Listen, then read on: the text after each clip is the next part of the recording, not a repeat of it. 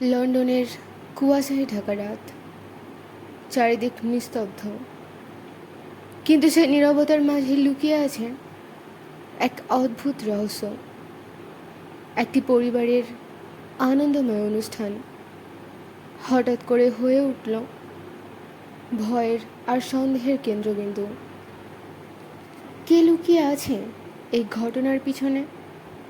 কোন গোপন সত্য প্রকাশ পেতে চলেছে আজ? এই রহস্যের জট খুলতে এসেছে বিশ্বের সবচেয়ে বুদ্ধিমান গোয়েন্দা শার্লক হোমস। আর আজকের ভিডিওটি হচ্ছে স্যার আর্থার কোনান ডয়েল রচিত এই রোমাঞ্চকর গল্প। গল্পটি বাংলায় অনুবাদ করেছেন কল্যাণ চৌধুরী। তাই ভিডিওটা শেষ পর্যন্ত দেখুন, কারণ শেষটা আপনাকে অবাক হতে বাধ্য করবে।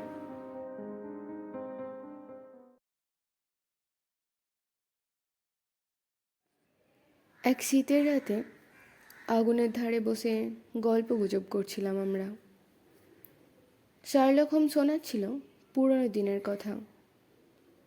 বুঝলে ওয়াটসন, প্রথমে লন্ডনে এসে আমি ব্রিটিশ মিউজিয়ামের কাছে মন্টেগু স্ট্রিটে থাকতে শুরু করি। তখন বই পড়েই আমার সময় কাটত। বন্ধু বান্ধবদের মাধ্যমে 2-4টে কেস পেতাম। একদিন এরকমই একটা কেস নিয়ে এলো রেজিনাল্ড মাসগ্রেভ। আমার সঙ্গে কলেজে পড়তো। তার চেহারায় আচার আচরণে বনেদি বাড়ির ছাপ। সবাই তাকে অহংকারী ভাবত। আসলে সে তার আত্মবিশ্বাসের অভাবটাকে ঢাকবার চেষ্টা করত অহংকার দিয়ে।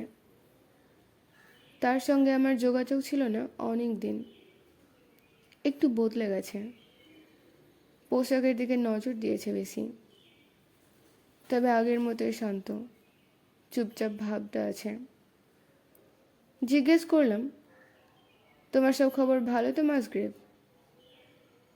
সে বলল, 2 বছর হলো বাবা মারা গেছেন। বিষয় সম্পত্তি আমাকেই দেখতে হচ্ছে। যাই হোক, যে কাজে এসেছি। আমাদের হার্লস্টোনে অদ্ভুত অদ্ভুত ব্যাপার ঘটছে। পুলিশ কিছুই করে উঠতে পারছে না। তুমি একটু ব্যাপারটা দেখো, সব খুলে বলো দেখি।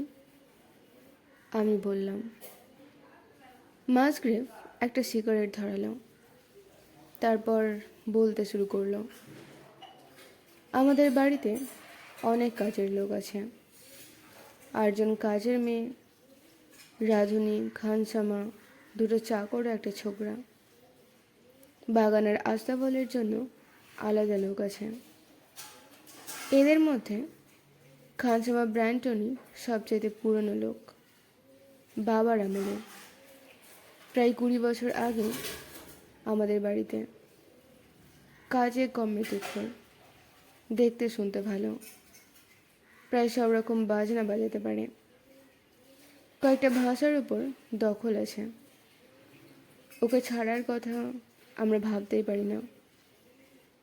এত গুণ থাকার সত্ত্বেও সেই খানসামার কাজ নিয়েই সন্তুষ্ট আছে।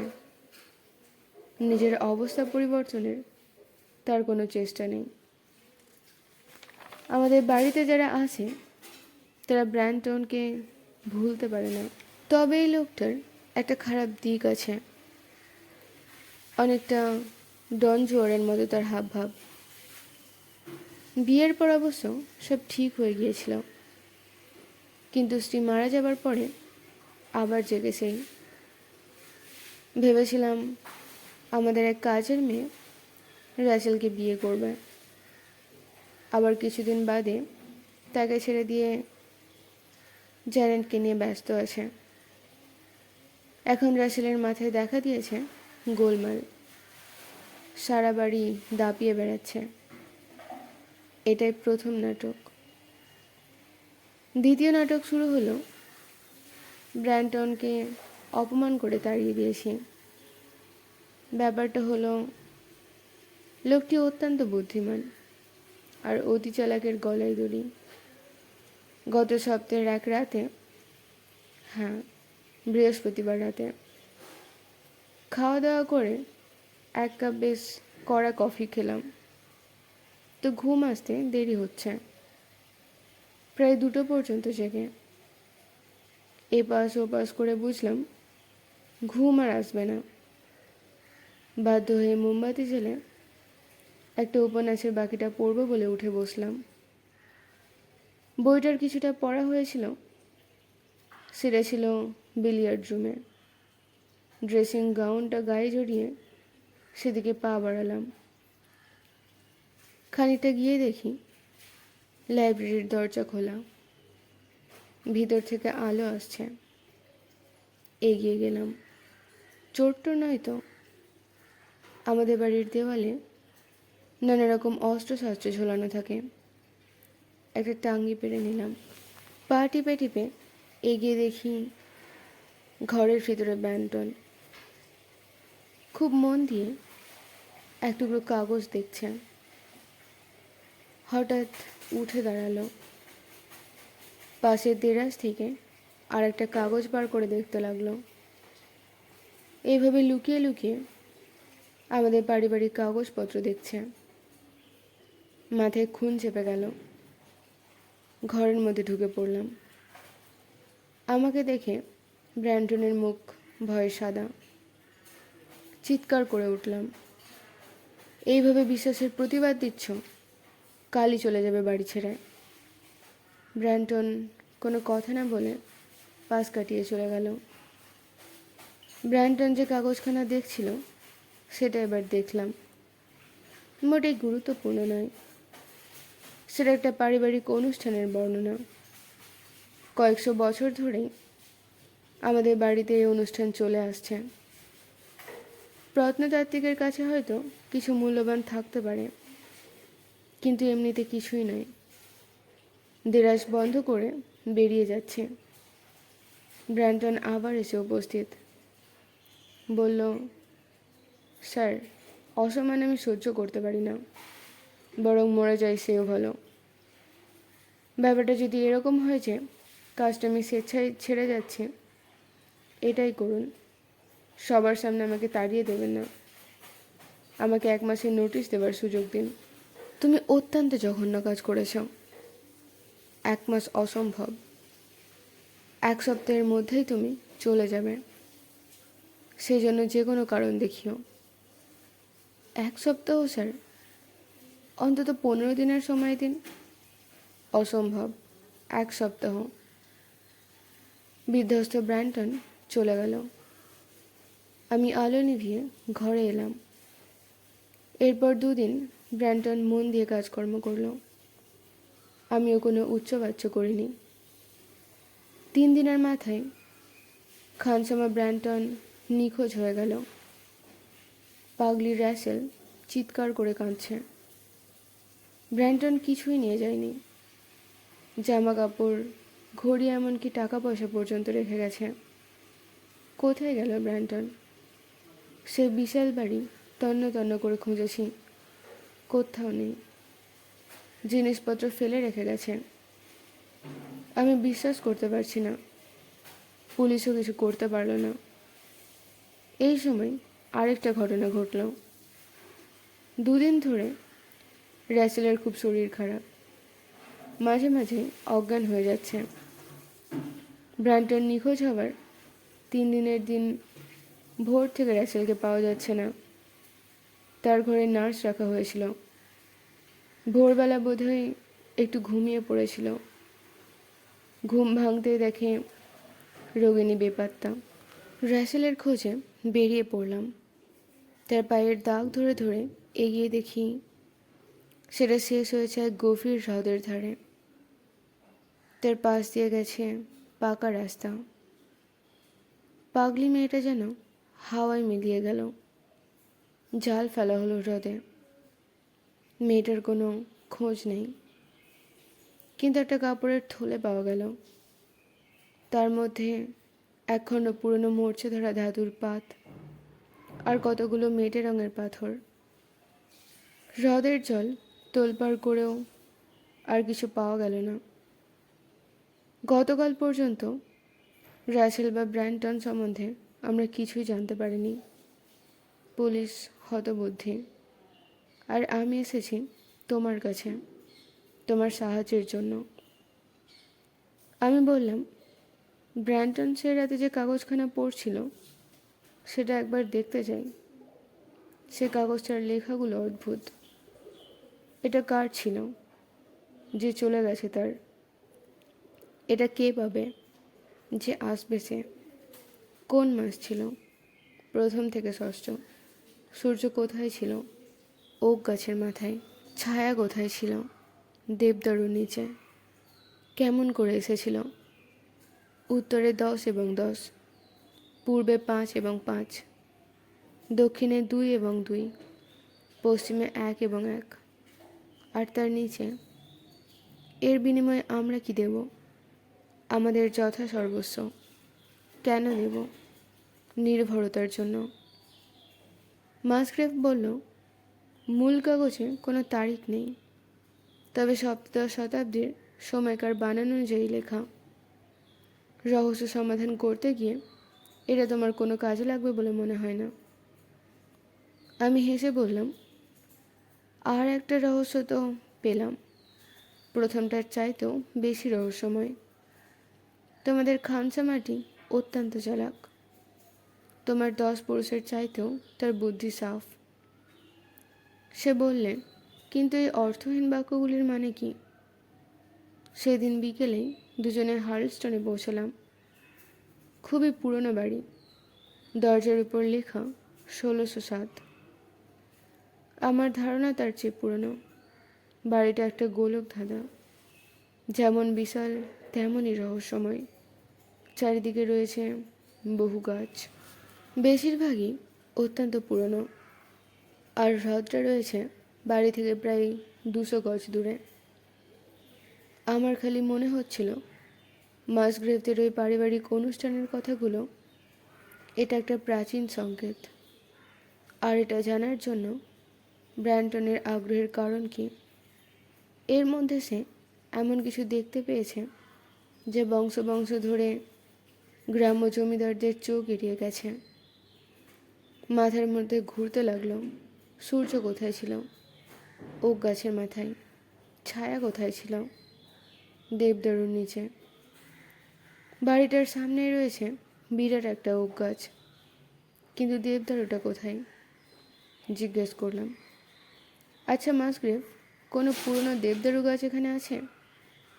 সে বলল, ওইখানে ছিল, বাজ পড়ে মরে গেছে, তারপর আমরা কেটে ফেলি। গাছটা কোথায় ছিল? মাসগ্রেভ আমাকে দেবদারুর গোড়াটা দেখালো, ওক গাছ আর বাড়ির মাঝামাঝি জায়গায়। বললাম, গাছটা কতটা উঁচু ছিল? যদি জানতে পারতাম। মাসগ্রেভ আমার কথা কেড়ে নিয়ে বলল, 64 ফুট। কেমন করে জানলে? আমি তো অবাক। আমার ছেলেবেলায় মাস্টারমশাই ত্রিকোণমিতির অঙ্ক করাতেন। তিনি এই পুরনো গাছগুলোর উচ্চতা কষে দিয়েছিলেন। দারুণ আনন্দ হলো মাসগ্রেভের কথায়। আচ্ছা মাসগ্রেভ, তোমাদের খানসামা কি কখনো এই ধরনের প্রশ্ন করেছে? মনে পড়ছে কয়েক মাস আগে আমাদের সহিসের সঙ্গে তর্কাতর্কি করার সময় ব্র্যান্টন গাছটার উচ্চতা আমাকে জিজ্ঞাসা করেছিল। বুঝতে পারলাম ঠিক পথে এগোচ্ছি। সূর্যের দিকে তাকালাম। ঘণ্টাখানেকের মধ্যেই সূর্য প্রাচীন ওক গাছটার মাথায় চলে আসে। এরপর আমাকে দেখতে হবে সূর্য ওক গাছটাকে ছাড়িয়ে যাবার পর দেবদারুর গাছের ছায়ার শেষ প্রান্ত কোথায় গিয়ে পড়ে। কিন্তু দেবদারুটা এখন নেই। অত্যন্ত শক্ত কাজ। তবে ব্র্যান্টন যদি পেরে থাকে, আমিও পারবো। মাসগ্রেভের সঙ্গে তার পড়ার ঘরে গেলাম। নিজেই ছুরি দিয়ে একটা কাঠের গোছ তৈরি করলাম। 1 গজ অন্তর অন্তর গিঁট দেওয়া একটা লম্বা দড়ি তার সঙ্গে বাঁধলাম। তারপর 6 ফুট লম্বা একটা ছিপ নিয়ে যেখানে দেবদারুর গাছ ছিল সেখানে গেলাম, সঙ্গে মাসগ্রেভ। সূর্য তখন ওক গাছের মাথায়। ছিপটাকে দাঁড় করিয়ে তার ছায়ার দিকটা মাপলাম। ছায়াটা 9 ফুট। 6 ফুট লাঠির ছায়া যদি 9 ফুট হয়, 64 ফুট গাছের ছায়া হবে 96 ফুট। দুটো ছায়া একই সরল রেখা বরাবর থাকবে। 96 ফুট মেপে পৌঁছলাম প্রায় বাড়ির দেওয়ালের কাছে। সেইখানে কাঠের গোঁজটা পুঁতে দিলাম। গোঁজটার ঠিক 2 ইঞ্চির মধ্যে রয়েছে আর একটা গোঁজ পোতার দাগ। বুঝতে পারলাম ব্র্যান্টনি মাপজোক করে এই চিহ্নটি করেছিল। আমি ঠিকই অনুসরণ করে চলেছি।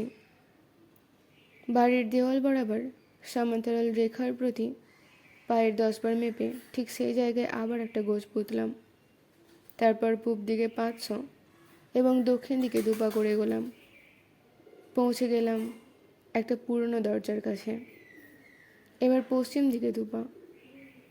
এবার আমাকে পাথর বাঁধানো পথে 2 পা যেতে হবে। শক্ত মেঝেটা ঠুকে ঠুকে দেখলাম, কোনো রকম ফাটল বা গর্ত নেই। দারুণ হতাশ হয়ে পড়লাম। নিশ্চয়ই হিসাবে কিছু ভুল হয়েছে। মাসগ্রেভ সে অনুষ্ঠানের কাগজটা বার করলো। এই দেখো হোমস, শেষ লাইনটা আর তার নিচে। তুমি এটা খেয়াল করোনি? মাসগ্রেভের কথায় আমি চিৎকার করে উঠলাম, তাহলে নিশ্চয়ই এই মেঝের নিচে কোনো চোরা কুঠুরি আছে। একটা ঘোরানো সিঁড়ি দিয়ে আমরা নিচে নামলাম। মাসগ্রেভ একটা লণ্ঠন নিয়েছে। বুঝতে পারলাম আরও কেউ কেউ এ পথে নিচে নেমেছে। তলায় নামলাম। কাঠের গুদাম হিসাবে এটা ব্যবহার হতো। চারিদিকে কাঠ ছড়ানো। একটা জায়গা বেশ পরিষ্কার। সেখানে রয়েছে একটা আংটা লাগানো পাথরের ঢাকনা, আর তাতে জড়ানো রয়েছে ব্যান্টনের মাফলার। মাসগ্রেভে চিনতে পারল। আমার কথায় মাসগ্রেভ 2জন পুলিশকে ডেকে নিয়ে এলো। পাথরের ঢাকনাটা তারা সরালো। বেরিয়ে এলো একটা সুড়ঙ্গের মুখ। ভিতরে কালো অন্ধকার। মাসগ্রেভ লণ্ঠনটা নামিয়ে ধরল। একটা বাক্সের উপর পড়ে আছে একটা মানুষের কুঁকড়ে যাওয়া শরীর। সেই সুড়ঙ্গ থেকে তাকে বার করা হলো। ব্র্যান্টনকে চিনতে মাসগ্রেভের ভুল হলো না। তার মুখ বিকৃত হয়ে গেছে। শরীরে কোনো ক্ষতের চিহ্ন ছিল না, কিন্তু তার এই ভয়ঙ্কর পরিণতি কী করে হলো, তার উত্তর কোনো দিনই পাওয়া যাবে না। তবে আমি একটা কথা ভেবে রেখেছি। বার্নার্ড যখন দেখল যে তার একার পক্ষে ঢাকা দেওয়া পাথরটা নড়ানো সম্ভব নয়, সে র্যাসেলের সঙ্গে নূতন করে ভাব পাতালো। রাতে দুজনে ওই চোরা কুঠুরিতে যাই, কিন্তু পাথরটা সরাতে পারে না। তখন লোহার আংটার মধ্যে একটা চেরাই কাঠ ঢুকিয়ে চাপ দিয়ে সুড়ঙ্গের মুখটাকে খোলে। সে কাঠের টুকরোটা আমি খুঁজে পেয়েছি। তার গায়ে যে খাঁজ সৃষ্টি হয়েছে সেটাই আমাকে এইসব জানিয়েছে। তারপর বার্নার্ড সুড়ঙ্গের ভিতরে ঢুকে বক্সের তালা ভাঙে। ভিতরের জিনিসগুলো র্যাসেলের হাতে তুলে দেয়। তারপর যেটা ঘটল সেটাই মারাত্মক। এবার মেয়েটি দেখল যে লোকটি তাকে ঠকিয়েছে, হয়তো ভয়ঙ্করভাবেই ঠকিয়েছে। সে ঠক জোচ্চোর তার হাতের মুঠোর মধ্যে। তার মনে জ্বলে উঠল প্রতিহিংসার আগুন। তারপর এক টানে কাঠের টুকরোটা সরিয়ে নেয় র্যাসেল। জীবন্ত কবর হয়ে গেল বার্নার্ডের। নাকি কাঠটা আচমকাই পড়ে গিয়েছিল আর র্যাসেল ছিল শুধুমাত্র দর্শক। যাই হোক, আমি যেন দেখতে পাচ্ছি গুপ্তধনের থলিটা নিয়ে সিঁড়ি দিয়ে র্যাসেল উপরে উঠে আসছে পাগলের মতো। পিছনে বার্নার্ডের অস্পষ্ট আর্তনাদ তার কানে বাজছে। কিন্তু সে প্রথম সুযোগেই থলিটা জলে ফেলে দিয়েছিল, যাতে তাকে কেউ সন্দেহ না করে। হ্রদ থেকে যে থলিটা পাওয়া গিয়েছিল সেটা মাসগ্রেভকে আনতে বললাম। একটা কালো ধাতব খণ্ড, ম্যাটমেটে কতগুলো পাথর। একটা পাথর জামায় ঘষতেই তাতে ফিরে এলো জৌলুস, একটি হীরের টুকরো। বক্সের মধ্যে পাওয়া গিয়েছিল প্রথম চার্লসের মুদ্রা। আর থলির মধ্যে পাওয়া গিয়েছিল প্রথম চার্লসের দোমড়ানো মোচড়ানো মুকুট। রাজার মৃত্যুর পরেও ইংল্যান্ডের রাজার দলের প্রভাব ছিল। যখন তারা পালিয়ে যেতে বাধ্য হলো, তাদের অনেক মূল্যবান সম্পত্তি মাটিতে পুঁতে রেখে যায়। মাসগ্রেভ বলল, আমাদের পূর্বপুরুষ স্যার র্যালফ মাসগ্রেভ দ্বিতীয় চার্লসের ডান হাত ছিলেন, কিন্তু এটা হ্রদের জলের মধ্যে গেল কী করে? আমার চিন্তাভাবনা তাকে জানালাম। সে প্রশ্ন করল, তাহলে চার্লস ফিরে এসে তার মুকুট পেলেন না কেন? আমি বললাম, তার কারণ সম্ভবত মাসগ্রেভ পরিবারের যিনি এই গোপন কথা জানতেন, তিনি আসল অর্থ না বুঝিয়ে দিয়ে লিখে রেখে যান। এটা কার ছিল যে চলে গেছে তার, এটা কে পাবে যে আসবে সে, ইত্যাদি ইত্যাদি। কেমন লাগলো ওয়াটসন পুরনো দিনের গল্প? ফ্যান্টাস্টিক। জবাব দিতে এক মুহূর্ত দেরি হয়নি আমার।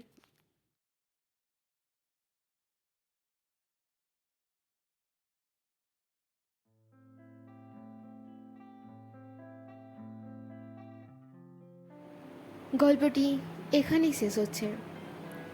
আশা রাখছি আপনাদের সবাইকে এটা ভালো লেগেছে, আর ভালো লেগে থাকলে লাইক ও কমেন্ট করতে ভুলবেন না। আর যদি আপনারা চ্যানেলটিকে এখনও সাবস্ক্রাইব না করে থাকেন, তাহলে অতি অবশ্যই সাবস্ক্রাইব করে নিন, কারণ এরকম আরও গল্প চ্যানেলটিতে আপলোড হতে থাকবে। Take care of yourself, love you all, tata.